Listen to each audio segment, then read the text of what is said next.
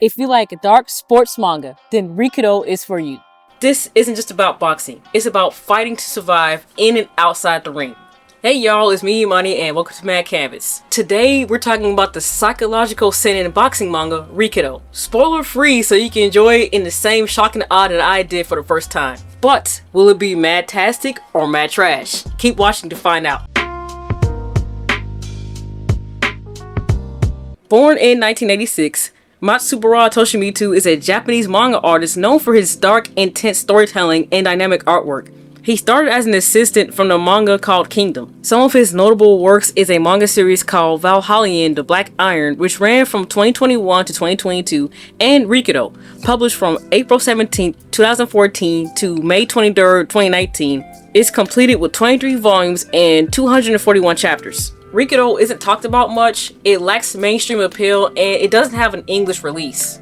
I found this manga a couple of years ago while exploring my favorite genre, psychological and seinen, and that's how I came across Rikudo. I read it online, but I never finished it. But it wasn't until recently, where I had free time, that I read the entire thing. Dude, I was binge reading that book. I mean, I was at 140 chapters in 4 days. The addiction was really strong. I literally could not put it down. I went to sleep reading it, and it got so bad for me to the point where I had to seriously pick up the physical copies, even if it was in Japanese. You can watch my unboxing video about that. I'm making this video to raise awareness for this series, so hopefully it can get picked up, talked about, and eventually get an English release. Maybe even an anime adaptation. This series gets a lot of criticism for being too edgy, but it's deeper than the shock value. There's something special and memorable within it. Now, for those who don't know, seinen is a word that pretty much means mature audiences. So, you got shonen manga, which typically for young adults, young kids, or teenagers. Seinen is for adults. So, with that being said, Rikudo is not for kids at all. Anyway, without this disclaimer out the way, Rikudo has a lot of strong, suggestive themes, and trigger warning, it has things like SA, child abuse, drugs, and especially in the first few chapters. Like volume 1, when you open this book, which I will not open on camera, there is a lot of violent, foul stuff. So I can understand why people say it's too edgy, but you gotta keep reading. These heavy and mature themes is what shape our main character, Riku Uzami, who is just a small child and has no other choice but to get stronger or be killed in this ruthless society. Also, to protect the people he cares about. Riku's goal is to get the strongest fist and hold the same championship belt held by his favorite boxer, who is now an ex-boxer and current Yakuza. And let's be real. Let's be really real here. The daddy of the book, Riku's daddy, Kyusuke Takarazawa. Not his actual dad though, his real dad was a scumbag, but a father figure definitely in the story. Especially when he gave Riku his first ever gift, a pair of boxing gloves, and taught him how to jab. After being in abusive and neglectful living conditions with his parents and getting into serious trouble with his mother's very violent and disturbed Yakuza boyfriend, at just 8 years old, Riku acted in self-defense and ended up in a life-and-death situation. But the Child Protective Services took him to an orphanage, where for the first time in his little life, he was actually taken care of and truly felt loved. And the person that gave him a lot of care was his teacher. But unfortunately for Riku, the mess that he got in with his mother's boyfriend had friends. And those friends had Riku as a target. Can you believe Riku at this young age already had ops? Unfortunately, due to the mess with the Yakuza, Riku and his teacher were both targeted. So now Riku has problems with his parents, his household, and even his teacher at the orphanage got into some mess. So it's really unfortunate for Riku right now. But what kept his mind occupied was boxing. One of the things that he would do is practice jabbing every day at the orphanage. His childhood friend, Neshiro, never understood why he even cared to box, or why he was outside practicing thousands of jabs every day. But boxing was Riku's escape. And after a time skip, Riku grows up and trains at the same gym by the same coach as Takarazawa, competing in ranked boxing matches with the goal of getting the strongest fist and capturing the same belt as the man who inspired him. Where the story really shines for me is the boxing matches. From bell to bell, I am hooked. with each page turn asking myself who's gonna drop first, or is this gonna be a one-hit KO. I also enjoy the story outside the ring just as much, especially the intense training prep. There's a slight romance story between his childhood friend Neshiro and Riku. Although it doesn't give me the feels, and I'll explain why later, my favorite part of the plot is the complex relationship between Riku and Takarazawa. Every scene with them made my heart feel warm, which is needed in a dark story like this. I enjoyed the pacing, I really did, up until the very end. While the manga wraps up every character's story, and I'm not left hanging with an answer, at the very end, it could have just had a little bit more breathing room with a few more chapters. Everything was just kind of crammed together. But overall, it left me with memorable moments and crazy fight scenes. I never got bored or confused on what was going on, and that's why I was binge reading it. If you enjoyed this video, give it a thumbs up. This channel is all about exploring the creative process of visual art and storytelling, so if that's your thing, make sure to subscribe to my channel. Riku is sweet, shy, and quiet, but with a deadly fighting style.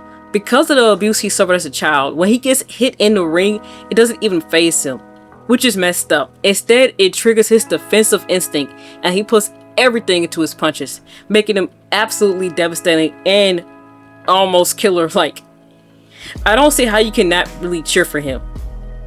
Neshiro, Riku's childhood friend who has a crush on him, she struggles to understand why he loves boxing so much, especially when it causes him so much pain. Remember when I said it didn't give me all the feels? Well, that's because this girl right here kind of frustrated Riku sometimes, and that frustrated me. She had good intentions, but sometimes because I guess she was, you know, had a childhood friend and then now becoming a teenager and a young woman, she was going through stuff. And that's kind of made her act a little crazy and sometimes at times selfish. I don't hate her, and she did not at all mess up this manga. In fact, she adds to it. She adds to the drama because this is also a drama genre. Then we got the coach. You could say he's an old geezer, an old drunk, but he has no problems pushing Riku, who's already an abused child, to his limits because he knows the potential.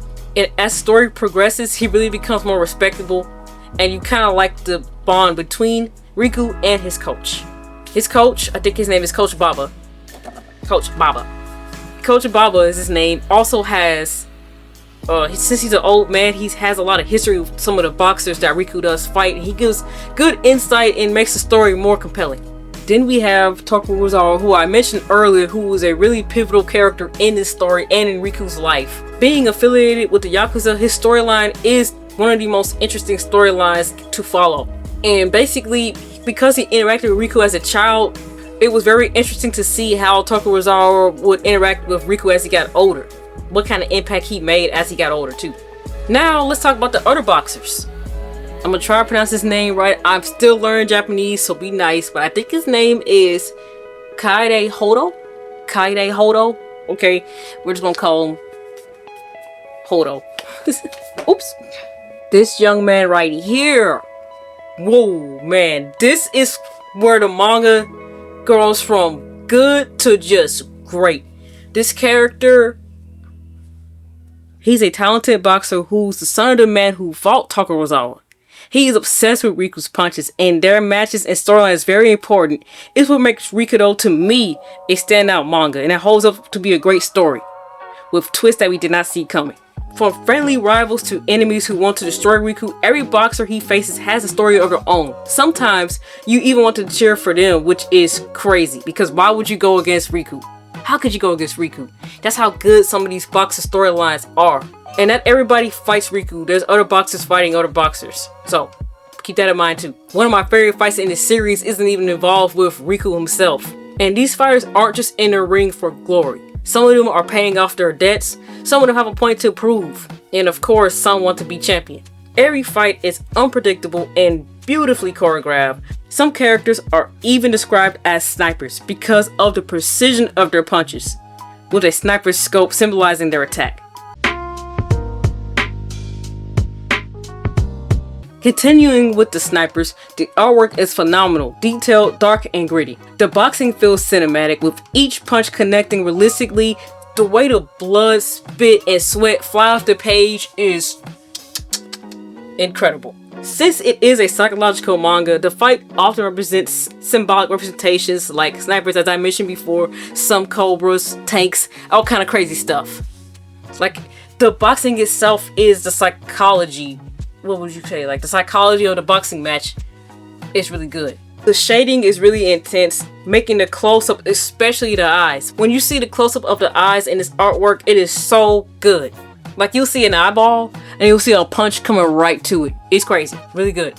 The layout sequences are another reason why binge reading the manga was so easy for me, because each page turn, I'm like, is he gonna get hit? I was reading it online, but I had to buy it in person, as I mentioned in my unboxing video, just to appreciate the layout sequences.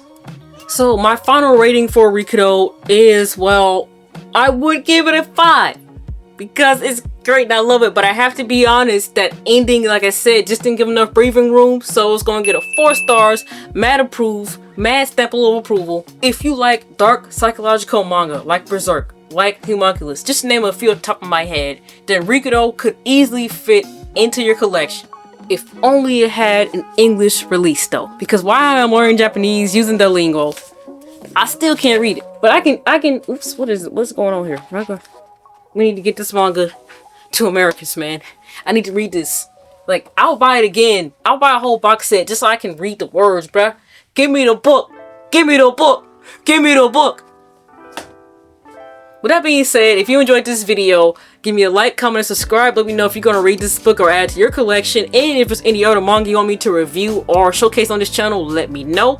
Did you know I'm making a manga? It's called Bleakville. And if you want to support Bleakville, then go to patreon.com and you can see behind the scenes process of sketches, outlines, and even some pages. This is Imani telling you to stay safe, stay blessed, and stay mad. It's mad.